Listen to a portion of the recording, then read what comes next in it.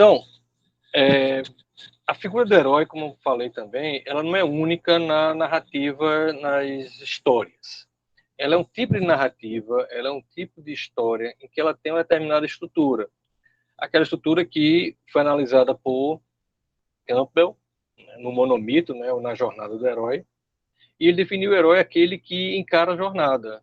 E essa jornada é uma elevação, né, é uma superação pessoal. Vamos ver agora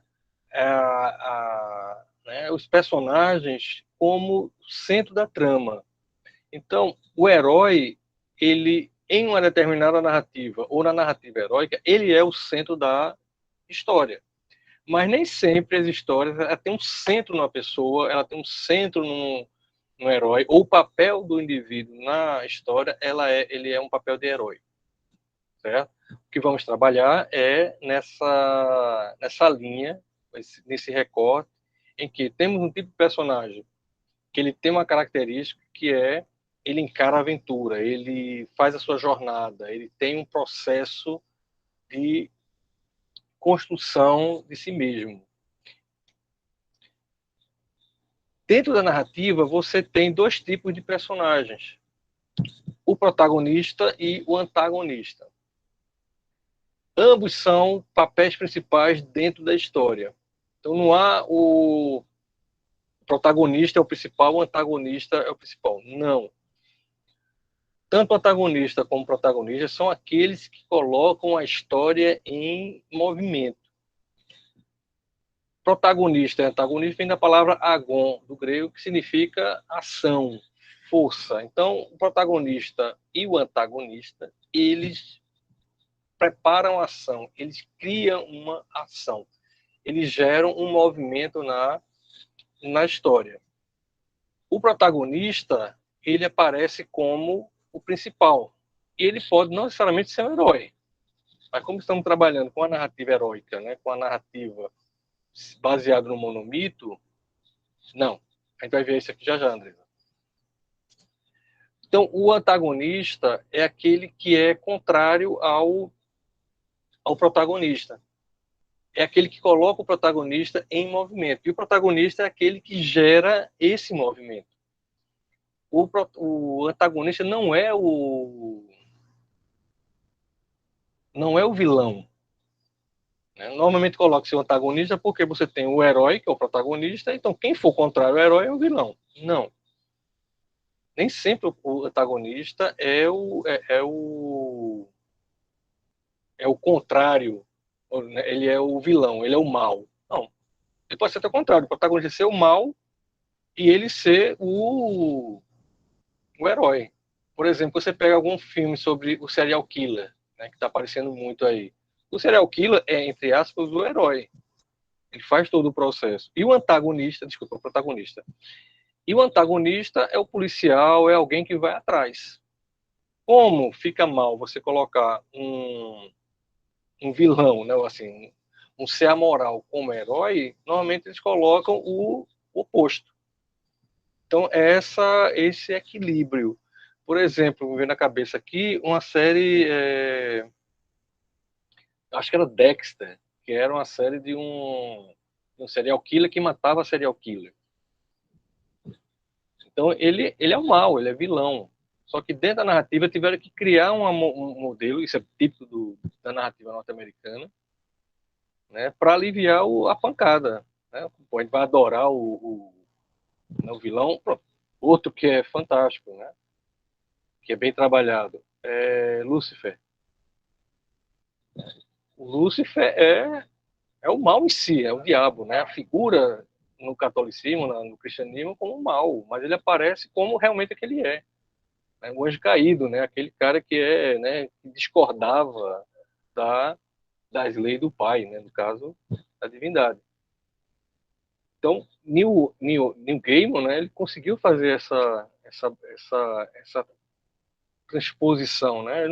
Ele é o mal, mas ao mesmo tempo ele é necessário, né? Ele é o protagonista. Então, não confundam o papel moral do personagem com ser protagonista, ser vilão ou ser o herói. Então, o protagonista e o antagonista, eles fazem parte daquilo que move a história. O antagonista não necessariamente precisa ser um vilão, ou sei lá, uma pessoa. Pode ser a natureza, pode ser um desafio, pode ser um problema, pode ser uma coisa a ser atingida. É aquilo que bate de frente com o protagonista e que faz com que o protagonista faça-se, mexa-se para resolver. Pode ser uma pessoa, como pode ser também um problema, pode ser uma intempérie, pode ser uma conjuntura social. Então, amplie um pouco essa visão do bem e do mal e do protagonismo. É aquilo que está à frente, mas também ele precisa de algo que, né, ele vai ter que lutar contra. E aí vem a figura do herói, ou heroína, né, e o vilão, ou a vilã. O herói, a gente já viu, é aquele que escolhe a jornada. O vilão, a origem da palavra é muito medieval, porque o vilão era aquele que morava na cidade, na vila. Como na vila medieval, quem morava fazia comércio, as vilas eram especificamente voltadas para o comércio, que era proibido, o que era pelo menos mal visto pela Igreja Católica, por ser um dos pecados, que era a usura. O vilão, aquele que morava na vila, passou a ser o mal. O nome vilão vem dessa corruptela, né, da Idade Média, da visão medieval. E o vilão, ele faz parte da jornada do herói. Então, o vilão, aí sim você tem um protagonista, que é o herói, e o vilão, que ele é um antagonista, mas ao mesmo tempo ele é ele é um motor, ele é aquilo que coloca em xeque o heroísmo, né, o querer ir para a luta como o herói. O exemplo clássico é o herói e o vilão, né, estarem imbricados como em Guerra nas Estrelas. O Guerra nas Estrelas, Darth Vader é maior como vilão do que o próprio Luke Skywalker. É maior do que o nome dele, Han Solo. Havia várias análises sobre Guerra nas Estrelas, dizendo que, pô, enquanto ninguém sabe quem vai ser o herói, o vilão já está escolhido e já está dominando toda a história. Você não sabe quem é o herói. É Han Solo ou é Luke Skywalker? Ou é ainda a Leia, né? Princesa Leia. Então, quem seria o herói aí? Eles ficam brigando, eles ficam, né, sem saber quem é.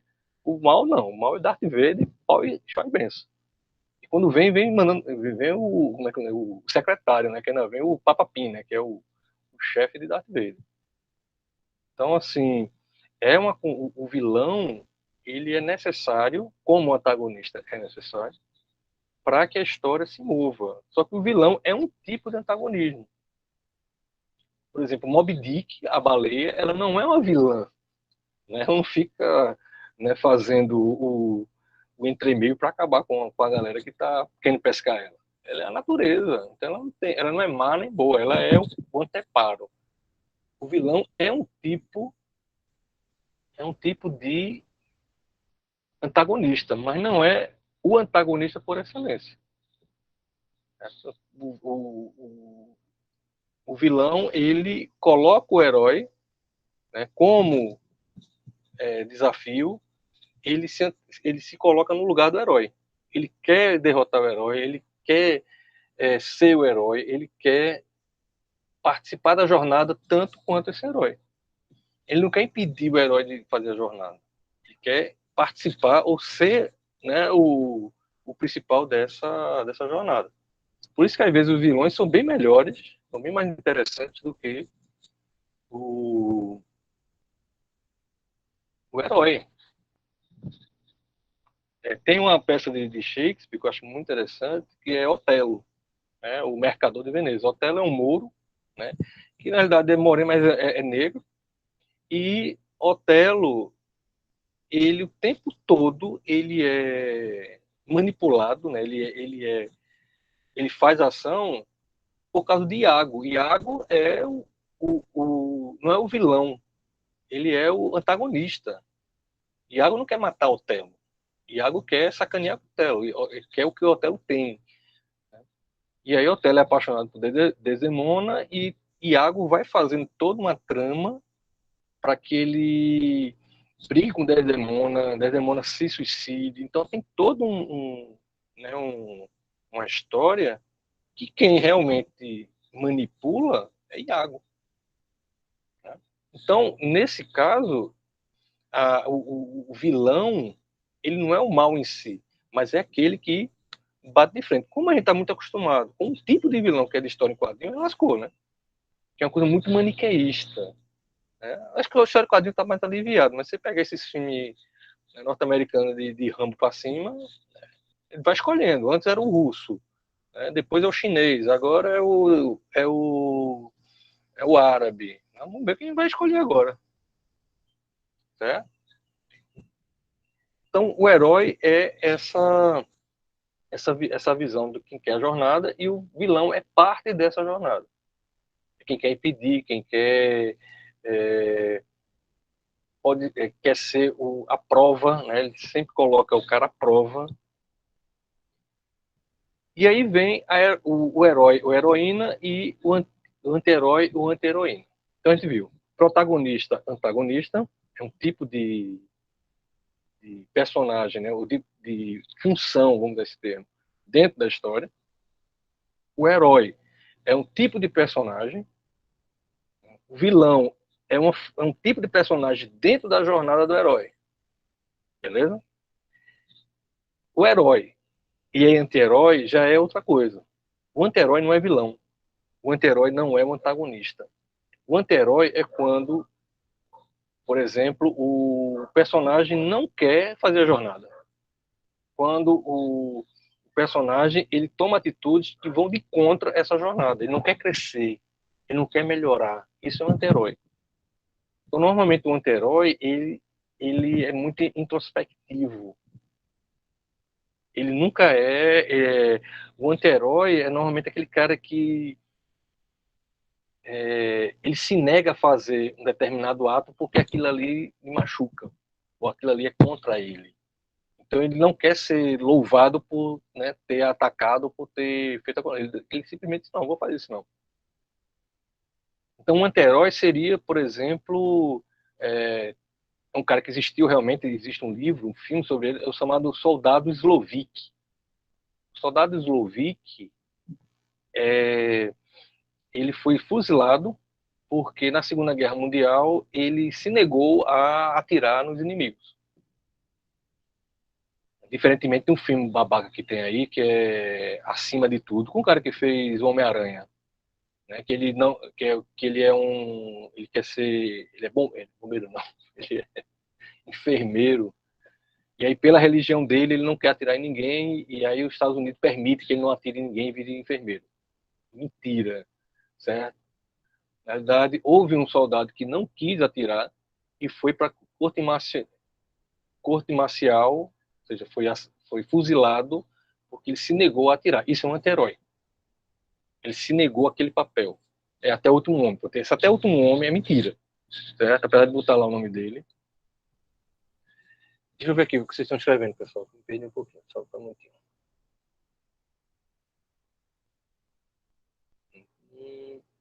O personagem de Harry Potter, para eu entender melhor, por favor. Esse é outro. O personagem de Harry Potter.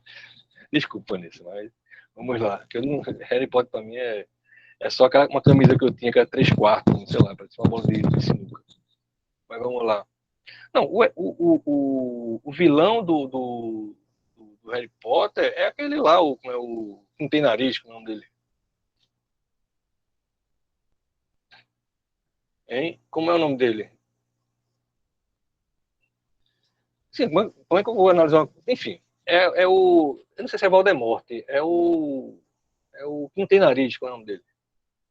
É Voldemort, pronto, esse é Voldemort mesmo. Então, Voldemort é o vilão. Não sei se ele é um antagonista, porque, por exemplo, tem um papel de um professor lá que às vezes é o antagonista de Harry Potter. Voldemort é o vilão, mas o antagonista é um professor bem cabuloso. E você acha que ele é Voldemort, mas na realidade ele não é. certo? E também, assim, Harry Potter é uma saga, né? Então, os personagens eles vão mudando entre si. Mas em relação ao Harry Potter seria esse Voldemort seria o vilão, porque ele é que faz as provas para Harry Potter ultrapassar. Ele mata, acho que ele que mata Harry Potter. Harry Potter morre no fim, nas últimas lá, né? Depois ressuscita.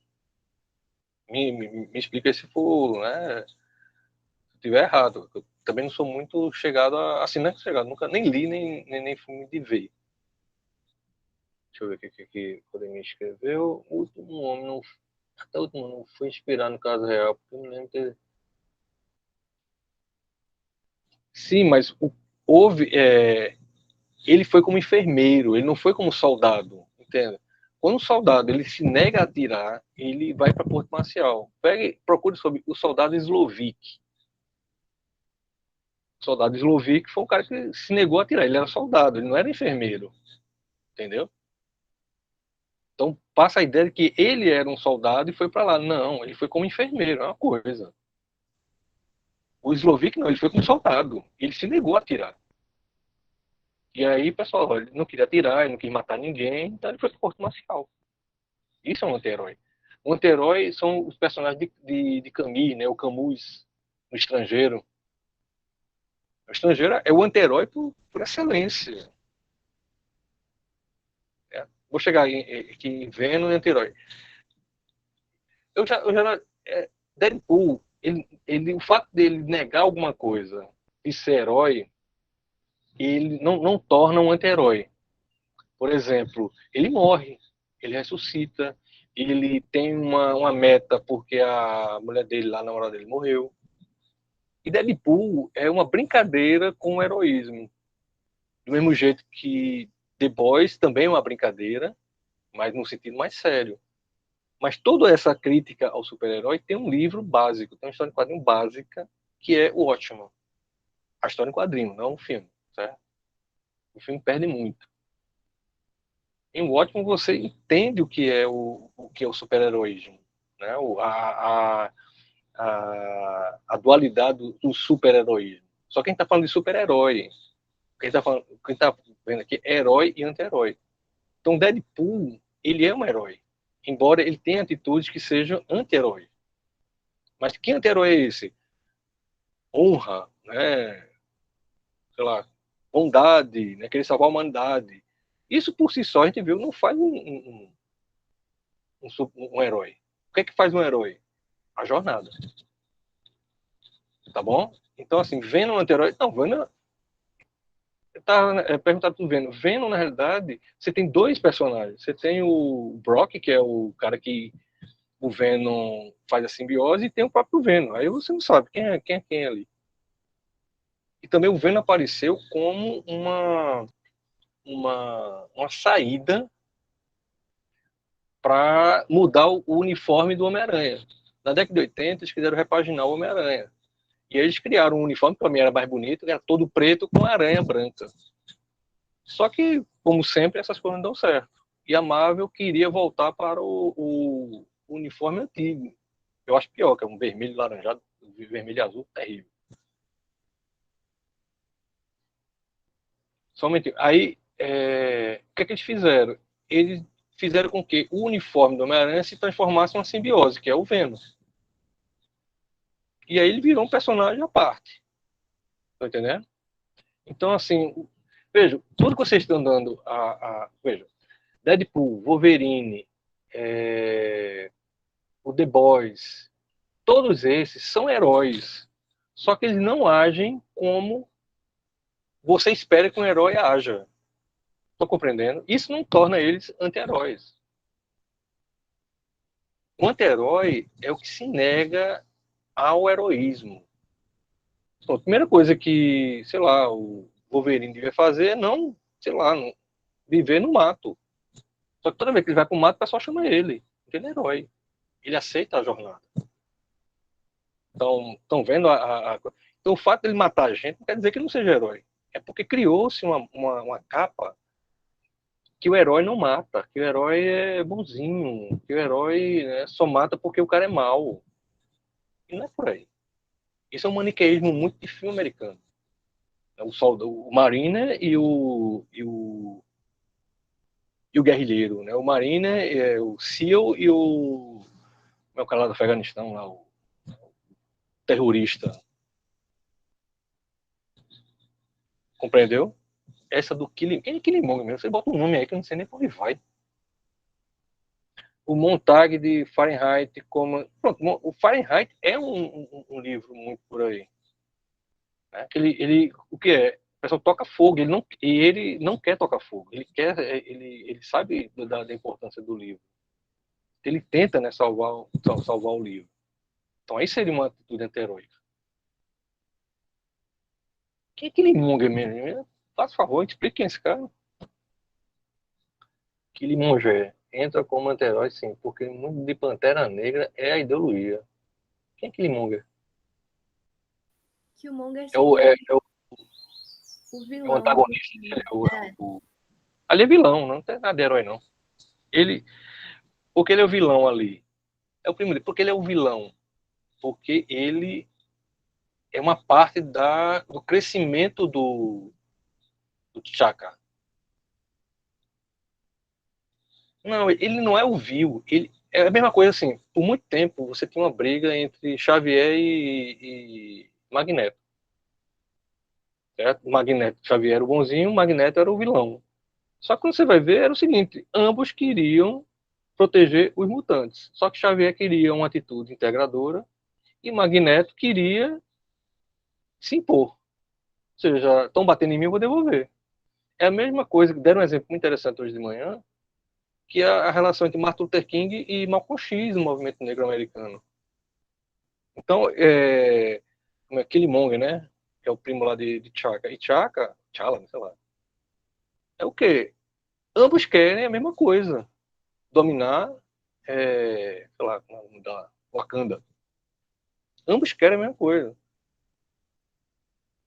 Como querem fazer, como querem implantar, aí que vai a diferença. Aí entra a moral da gente.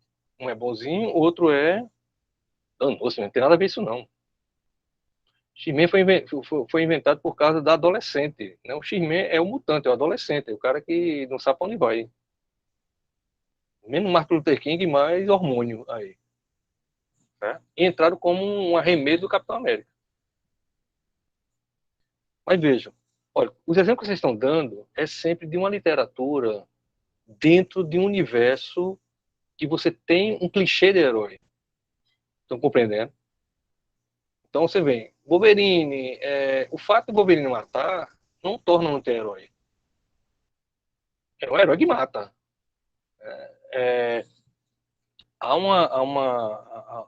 havia um tabu dentro das histórias em quadrinhos e no cinema em geral que herói não matava, né? Ou deixava o cara morrer, né? Os vilões de novela, o cara não mata, ela pega, pula do precipício, bate no carro, né? Se afoga, faz tudo, mas não é a pessoa que matou. Mesmo nos policiais, né? Quando o cara mata é porque já está no último, né? Ou é você ou eu, é quase um duelo, né? Uma coisa bem americana. Então, cuidado com essa clichêização do herói.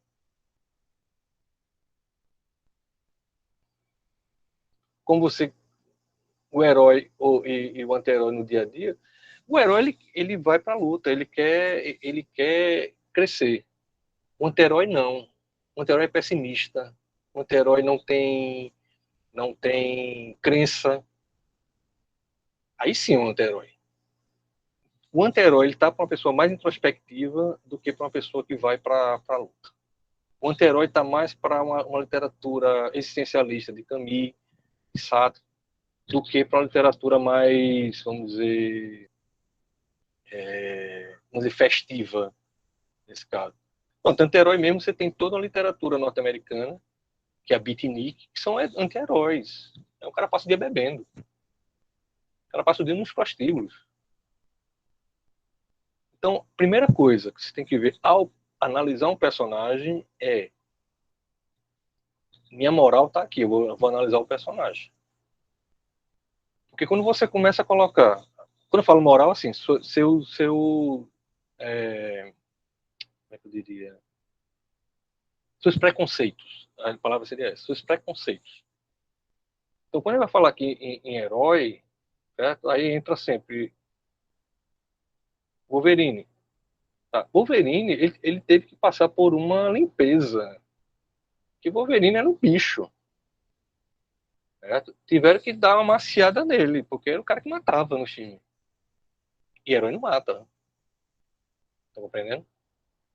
Foi feito o caso do Magneto. O Magneto, pô, mexeu comigo, vou quebrar, né? Então, o anti-herói, esqueça um pouco da moral. O anti-herói é aquele que está mais preocupado com os seus sentimentos em relação ao que está acontecendo do que ao contrário. Do que querer, né, estourar a boca do balão, como se diz. Então o vilão só precisa ser vilão pela visão do protagonista, mesmo que as ideias dele sejam éticas. Não entendi. Deixa eu ver aqui. Pergunta difícil isso. Não, a ideia Só consigo... é... Eu tenho o herói, eu tenho o protagonista. Sim. Digamos que o herói, ele tem uma ideia que é antiética.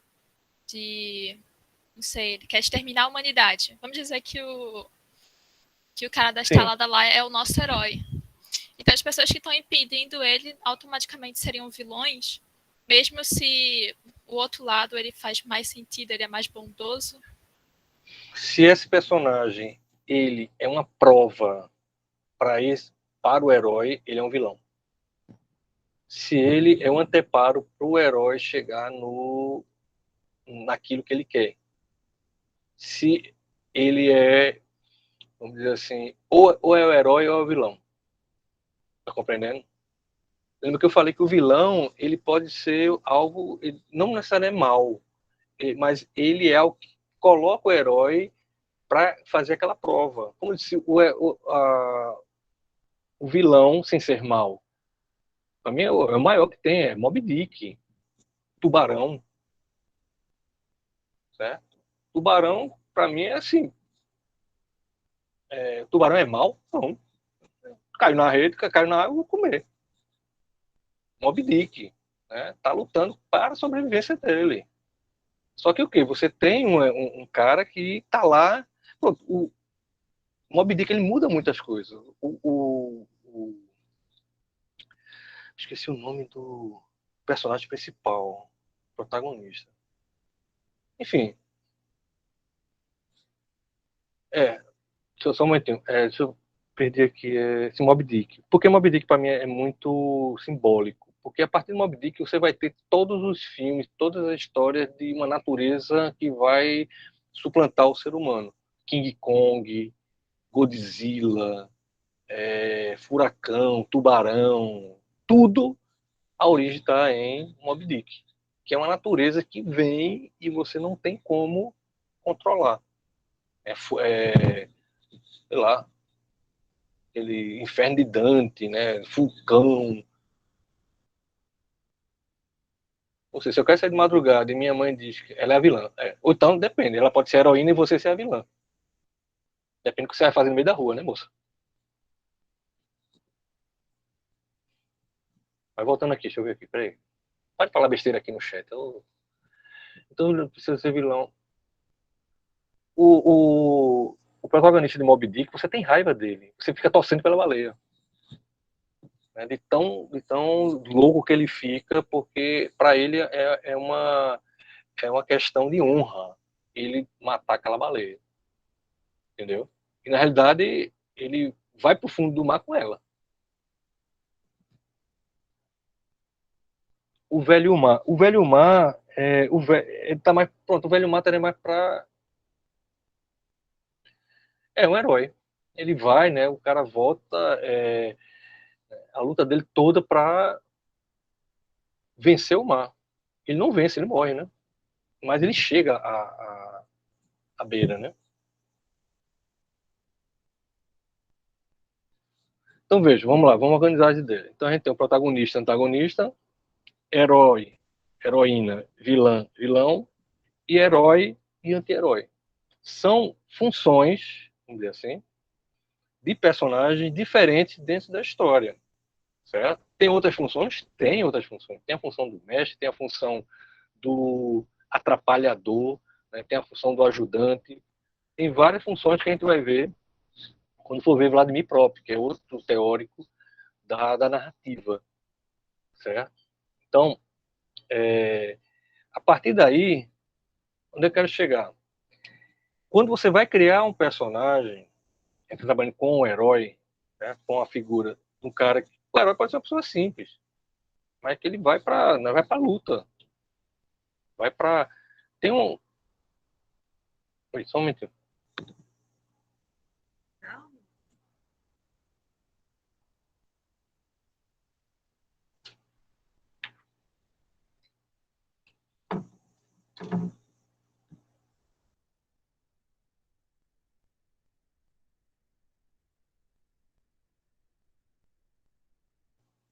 Oi. Então veja, o herói ele é um tipo de personagem, certo? Ele é um tipo de construção de personagem. O que a gente vai trabalhar agora não é bem o herói, é o personagem, o protagonista ou o antagonista. Ele não precisa ser o super-homem, por exemplo. Só que, ao construir um personagem, a gente, quando eu falo a gente, é nós aqui, certo? Escritores, roteiristas. Veja, quando a gente fala em estereótipo, é você pegar um modelo e estender para uma vastidão de pessoas. É meio preconceituoso o estereótipo, que você estende para várias pessoas um modelo que se diz que representa aquela coisa. Normalmente o estereótipo está associado ao preconceito e mais ainda está associado a uma determinada classe, um determinado grupo, a um determinado país. O estereótipo nasce quando você tenta dar uma unidade comunal a uma dimensão, né, territorial gigantesca que se chama nação. É você representar a nação através de um povo. E o povo é representado através desta figura. Então, o estereótipo ele surge com a necessidade de se criar uma imagem para uma nação, e essa nação é representada por um determinado modelo. Estereótipo, né, o brasileiro, né, futebol, cachaça e praia. Alemão, né, aquele cara reto, assim, pontual, né, não, né, todo metódico. Só que quando você vai ver, é uma vastidão muito grande que se tenta colocar numa caixinha. Na construção do personagem, né, a gente tem que extrapolar esse estereótipo, que é você criar um bonequinho e esse bonequinho representar uma dimensão bem maior, para o que Lukács, que é um teórico húngaro, dizia o seguinte: o particular. O particular é aquele personagem criado pelo escritor. Mas como é que o escritor chega naquele particular? Ele chega naquele particular através de singularidades. O que é singularidade? Quando eu vou construir um personagem, eu vou procurar onde é a fonte? No que está à minha volta. Eu vejo um colega, vejo um primo, vejo um tio, não sei o que, você vai construindo. Quando você constrói o personagem, aquele personagem, para ele ser crível, para se acreditar nele, ele tem que ter dimensionalidade. Ou seja, ele não tem que ser uma coisa chapada. Por isso, quando você acha, muitas vezes, com o estereótipo, o quê? Você pega esses filmes que o cara é muito bom, feito super-herói, né? Ou ele... Nem de super-heróis, esses heróis de filme de guerra. Né? O cara, né, nunca falha, né? Nunca moral ilibada. Você sabe que o cara pintou e bordou. Então, o estereótipo, ele sai quando você constrói o personagem e ele entra no particular. Você vai montando pecinha, aí parte, né? Você vai montando pecinha por pecinha da sua visão particular de um determinado padrão de ser pessoa. E esse padrão de ser de pessoa chega pelo singular. Né? A singularidade, que são as pessoas à sua volta. As coisas à sua volta. E desse particular, quando você cria um personagem, e esse personagem ele se torna algo maior do que ele mesmo, ele simboliza alguma coisa. E aí, quando ele simboliza alguma coisa, ele universaliza.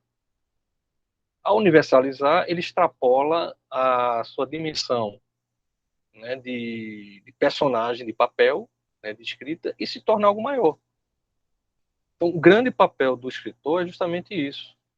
Pegar o que está à sua volta, criar um personagem, criar uma história, criar uma narrativa, e a partir daí essa narrativa tem uma dimensão universal. Quando é que é a dimensão universal?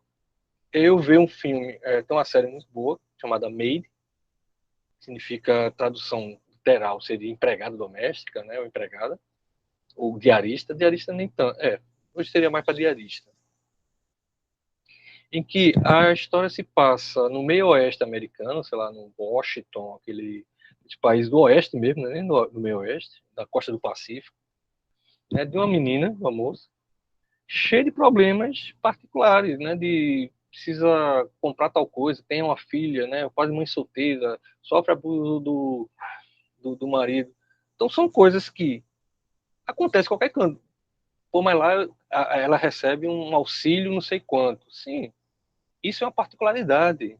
Mas a universalidade é o quê? É o sofrimento, as relações humanas. Então você vai criando uma dimensão maior desse personagem. Então o personagem, ele começa como se fosse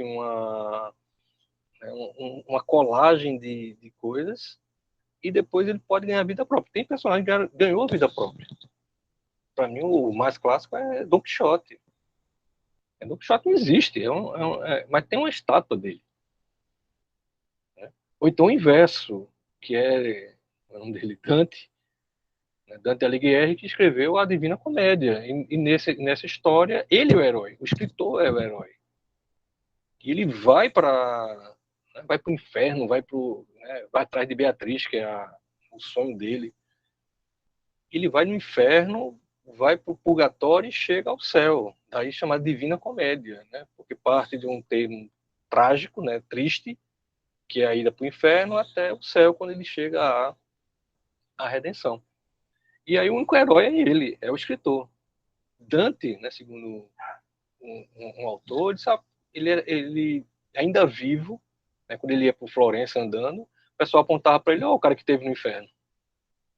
Ele ganhou o próprio escritor ganhou uma dimensão maior do que um mero, né, contador de história. Ele se tornou a própria história. Então, onde é que eu quero chegar com essa conversa toda? O exercício da gente vai ser construir um personagem, dois no personagem, certo?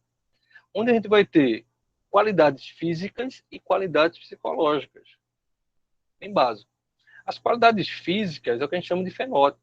Uma pessoa é negra, é branca, é baixa, alta, né? Você vai criando, a gente até desenha os personagens. Desenha, eu quero que tal, né, o meu personagem seja assim. E aí desenha.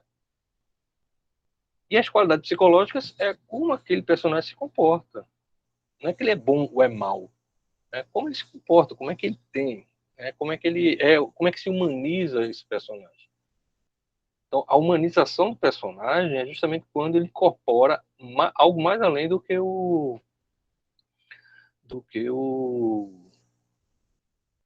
né, meramente é bom, é mal, é ruim. Por isso que esses filmes a gente fala do clichê, porque o clichê pega um modelo de personagem que você sabe que não funciona. Isso é muito de filme de Hollywood.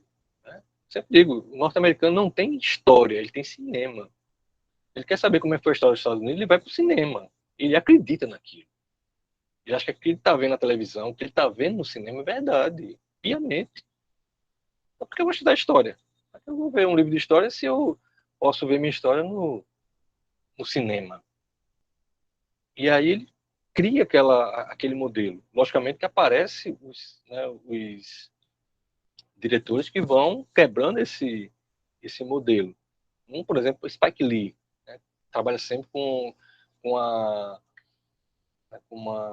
narrativa negra, né? Uma narrativa antissistema. Então, como construir esse personagem? Inicialmente é você imaginar como ele está. Então, a tarefa aqui não é criar um herói e um anti-herói. Se ele vai ser herói, é o problema dele depois. O que eu quero é que você basicamente descreva um personagem e qual características esse personagem vai ter. Isso você vê muito em RPG. Há uma descrição do personagem, porque a pessoa que vai interpretar, eu sei que o termo não é esse, né, mas ele vai jogar, né, mas vamos dizer, a pessoa que vai interpretar, ele precisa de uma referência daquele personagem, daquilo. Então, basicamente, é parecido com essa criação do RPG. Você precisa de uma ferramenta, você vai dando qualidades a uma ideia, né? Você vai dando qualidades a uma a um conceito, tá entendendo? Então, no caso, a atividade que a gente vai fazer é justamente o quê? Você tem uma tabela de personagens, fazer 2 personagens. Aí, com isso, não é herói, não é anti-herói, não é vilão, não é mal. Não. Você vai construir o personagem só, tá? Ele não vai botar ele para andar ainda. E também, assim, ele não tem nada a ver com as próximas atividades. É mais um exercício de construção de personagem, tá? Se ele vai ser usado depois, problema de vocês. Ou o gosto de vocês. Mas a ideia é trabalhar como a gente pode sair do estereótipo e entrar no particular. Primeiramente, né, características físicas: idade, gênero, fenótipo, até cor de cabelo, né? Singularidade. Singularidade é, né, o cara é meio preguiçoso, né, só de pijama, né? Você vai fazendo uma construção, uma ferramenta e um poder. Veja, ferramenta e poder, o pessoal confunde muito. Basicamente, ferramenta é externo ao corpo. Então, ferramenta é uma faca, um escudo, é uma,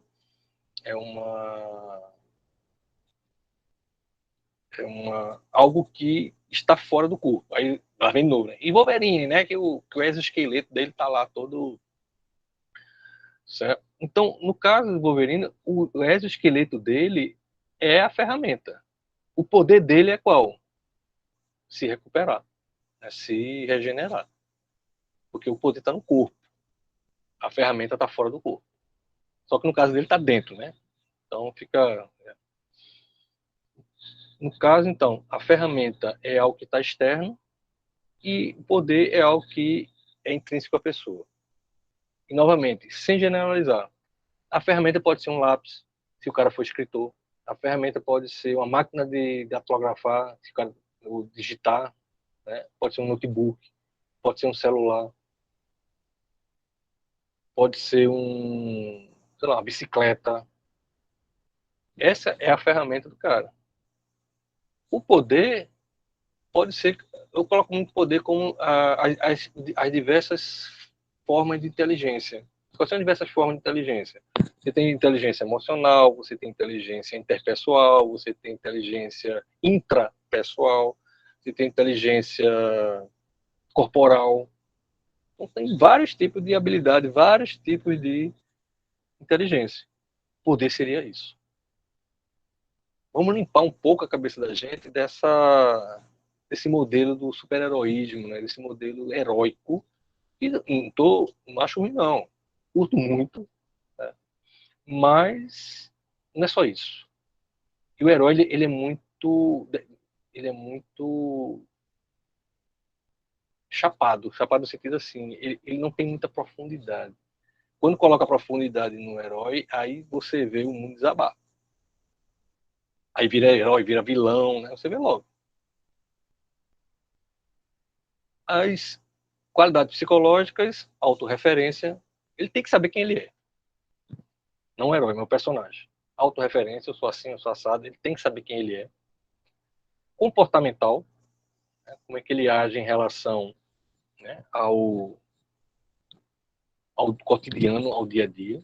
Temperamento é como ele reage, comportamento é uma coisa como ele funciona, é mais funcional. Temperamento é como ele reage. Então, um comportamento assim, eu acordo, vou para cá, né? Pego o carro, vou trabalhar, me comporto dessa forma. Temperamento é, se alguém pisar no meu pé, culturalmente, ou dou uma tapa nele, ou então, só, né? Vamos deixar isso para lá. E eu gosto sempre de colocar frase lema. A frase lema, ela é feito o nome do personagem. O nome do personagem, ele pode ter alguma coisa relacionada com o personagem, né? Ou ele pode ter nada a ver, pode ser João e Maria. Mas o nome do personagem tem muito a ver também com a personalidade ou com a qualidade física do personagem. Vai depender do escritor. Cara, pode botar o nome, sei lá, João e Maria, beleza. Mas você pegar, por exemplo, Guimarães Rosa e o nome do personagem, em alguns livros, lógico, tinha a ver com a qualidade, com alguma característica do personagem. O que eu me lembro mais é um personagem, não lembro do livro, se é Tameia, que é Moi Me Chego. Moi Me Chego. Que o nome é assim, porque o nome é esse? Só que quando você vai ver, é escrito Moá, M-O-I, Moi, Mi, M-I, Chego, né? CH é CH, que é Ich em alemão, eu, e ego, que é eu em grego. Então, Moi Me Chego é eu o tempo todo. E o cara é narcisista, o cara é voltado para si, certo? E extremamente, como chama? Uma pessoa muito voltada para si, egoísta. Então, o nome do cara diz a qualidade do cara. Mas não necessariamente, né, tem a ver, tem uma relação ou não. Estou tentando ver aqui, me lembrar de um que tem a ver, porque tem. Não lembro. Mas, por exemplo, um que eu também comentei hoje de manhã, que a tradução perdeu uma característica, uma qualidade que ele tinha no inglês, que é demolidor, que em inglês é daredevil. Então tem devil no nome, você tem diabo. E toda a história do demolidor, principalmente depois de Frank Miller, sempre colocava ele numa igreja, né? Ele falando com o padre, tem sempre uma igreja lá no lugar dele. Na minissérie, associa-se muito ele com o padre, né? Dele fazer confissão, né? Confessão. Então, quando botou o nome dele, Demolidor, para o português, essa característica que depois vai ser explorada muito, que é a figura do diabo dentro do universo cristão, vai ficar meio sem sentido. Estão compreendendo? Então, às vezes, o nome ele é muito importante para a narrativa. Às vezes, se o personagem exigir isso, e se o escritor quiser isso. Exemplo, o Cem de Solidão, para mim é o melhor livro que já li na minha vida, e aconselho vocês a lerem. Cem de Solidão, o nome dos personagens que vão aparecendo, é uma família que vai nascendo e morrendo, eles se repetem o tempo todo. É Acádio, José Acádio, Aureliano, Remédios, Úrsula, é o tempo todo o nome se repetindo na família. O que ele quer dizer com isso? Que por mais que o pessoal mudava, voltava aquela carga atávica, né? Quer dizer, que você traz com seus de antepassados, né? Sempre retomando, sempre retomando. E o nome, sendo Solidão, né? O livro é a coisa do ciclo, né? Que nunca se rompe, ele sempre volta, sempre volta, sempre volta. Então, isso dentro da história tem sentido, os nomes se repetirem. Né? Ou seja, Aureliano botava o nome do filho de Zacário, Zacário botava o nome de Aureliano II. Né? Se era menina era Úrsula, se era outra menina era Remédios. E aí começava, o tempo todo. Aí vinha Amaranta Úrsula, os nomes se repetiam. Então, quando for colocar o nome, se fizer sentido para você, beleza. Se não, Zé e Maria, João, Pedro. Nós temos uma. E aí é uma crítica que eu faço à questão da leitura. Você vai colocar um nome, é sempre Amber, né? Jennifer. Não que eu, mas assim, sempre um nome que vem do estrangeiro. por causa dessa influência. Não que você possa botar o nome que você quiser, não é isso. Mas os nomes, eles têm uma importância muito grande. Eles têm uma função muito grande dentro da história. E aí tem que tomar cuidado. Mas para você botar João e Maria, sei lá, o nome que for, faz sentido, enfia o pé. Certo? Porque é só situar um comentário aqui, né? Jennifer, que já são nomes portuguesados. Certo? Eu digo nomes estranhos mesmo.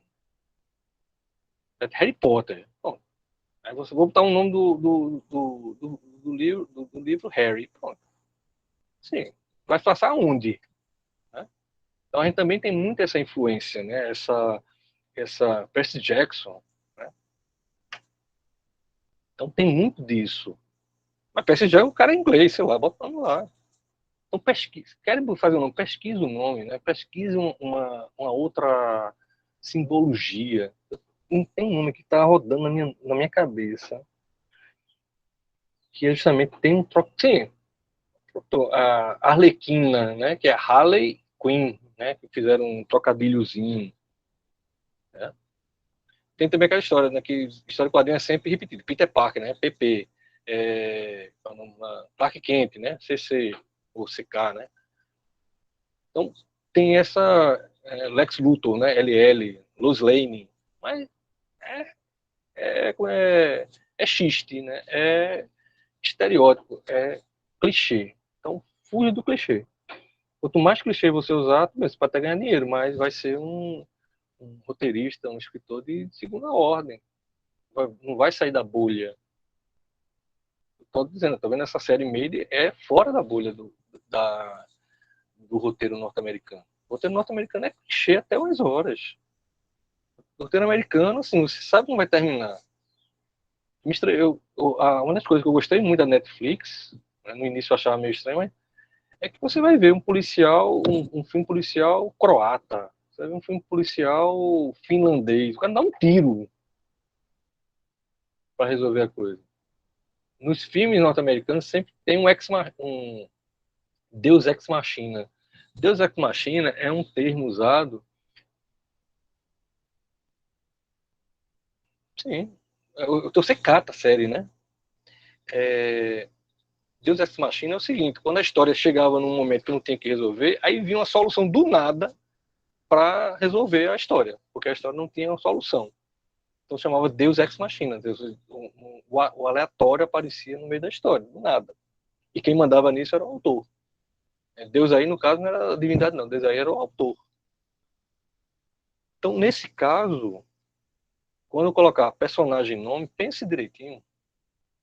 Né? Qual a relação que esse personagem vai ter com a parte física, né? Com a psicológica. Né? Quasimodo mesmo virou corcunda.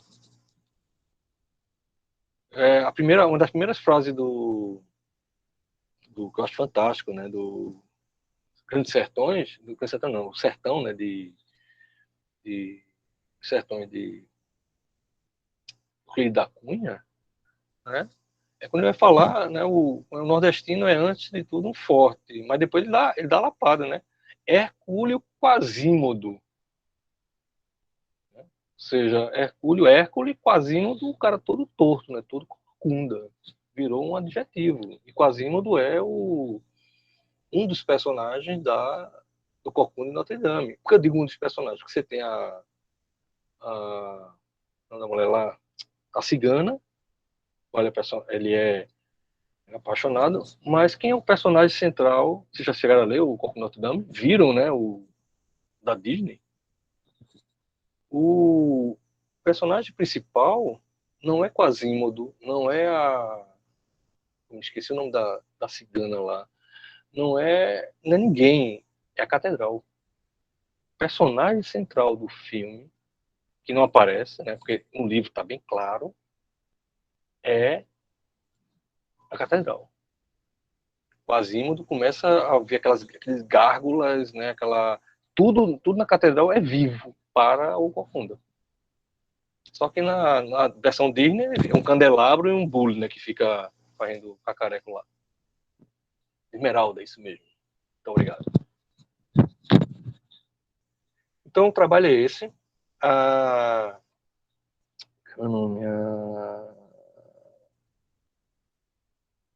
tabela está lá no sala de aula. Vocês têm até a próxima semana, quarta-feira, para enviá-lo. E se pensem nisso, certo? Não trabalhe com herói. Não pensem, em vez de pode usar os personagens de literatura que vocês conhecem, mas olhem para, né, em volta de vocês. Aquilo que o Cax falava, né? Veja o singular, veja o que está no dia a dia, veja o que está por aqui. Aí sim, a partir daí você pode juntar com o personagem, né? Aí você vai crescendo. Esse Ano de Solidão, né, Gabriel Garcia Marques fez em homenagem, entre aspas, à família dele. Tem um livro que é sobre analisando o Cem Anos de Solidão. Cada personagem ali é um primo, é um filho, é um parente, é o pai. Veja, Andresa, nunca vai ser uma pessoa real. Vou dizer o seguinte: quando você vê um documentário ou uma autobiografia, o autobiografado, ele nunca é a pessoa real, ele é um personagem. Tá compreendendo? Vou fazer a história de Xuxa. Xuxa no filme não é Xuxa, é um personagem. Mesmo que seja um documentário, é um personagem. Porque você está recortando, você está vendo uma faceta dela. Você está fazendo um recorte, compreendeu? Por mais que seja um personagem exista, eu vou fazer um personagem que, sei lá, meu primo. Pronto. A partir do momento que você cria o personagem, não é mais seu primo. Ele é um personagem, ele é um particular. Ele deixou de ser um singular, alguém que existe, e passou a ser um particular, que é a sua visão sobre aquele personagem, sobre aquele ponto. Entendeu? E nunca um personagem vai ser tão rico quanto alguém que é de verdade. Não tem como. A realidade é maior do que a literatura. Daí a gente precisar recortar, né? A gente precisar diminuir, fazer o recorte, particularizar a narrativa e nessa particularização a gente tentar universalizar o máximo possível. Como eu falei, né? Você cria uma empatia com a série que é de uma menina que é diarista lá no oeste americano. No Pacífico, na costa do Pacífico. Coisa tão distante desse universo daqui, da gente. E é isso que faz a literatura, é isso que faz o roteiro, isso é que faz a narrativa ser interessante. Ou seja, uma história lá na Casa de Chapéu, a gente se, né, a gente criar essa empatia. Virar um samurai, virar um super-herói, virar alguém que está ali. Ok? Então pensem nisso na hora que for criar esses personagens. Não precisa ser o principal, não precisa ser herói, heroína, não precisa ser vilão, não. Quero que você criem um personagem. E vocês podem usar ele, a gente vai criar a história, vocês podem criar depois ou não, mas necessariamente é só um exercício. Beleza? É nóis? Caprichem.